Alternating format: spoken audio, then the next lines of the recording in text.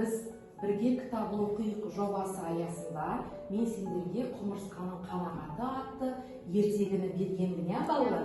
Балалар, маған біріншіден айтыңдаршы, ертегінің қандай түрлері болады? Нұрдана? Ертегінің тұрмысал қиял-ғажайып ертегілері. Тамаша, тұрмысал ертегілері, жан-жануарлар ертегісі және қиял-ғажайып ертегілері болады екен. Ал енді біздің осы құмырсқаның қанағаты ертегісін оқып келдік па бәріміз? Енді осы ертегіміз қай ертегіге жатады? Осының қай түріне жатады? Сабина? Қиял-ғажайып ертегі. Тамаша, қиял-ғажайып ертегісіне жатады екен. Ондай болатын болса, балалар, осы ертегіні мазмұндайықшы. Қанекей, кім айтады маған, кім мазмұндап береді? Бір кезде ғылыма құмырсқаның елінен тап болады. Құмырсқаны ұстап алады да,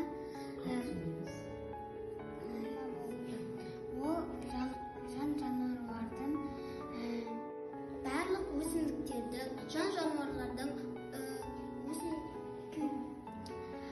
ұсақ жәндіктердің тілін түсінеді екен. Бір күні ол бақшада келе жатып, бір құмырсқаның илеуіне тап болады.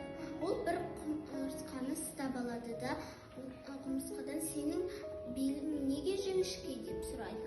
Сауыттың ішіне салады да, бір жыл өткен соң ашып қараса, құмырсқа бір қырынан бүк түсіп жатыр екен. Қасында бидайдың жарты дәні қалыпты. Бірте-бірте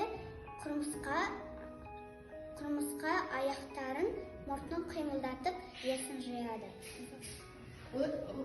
Бұрында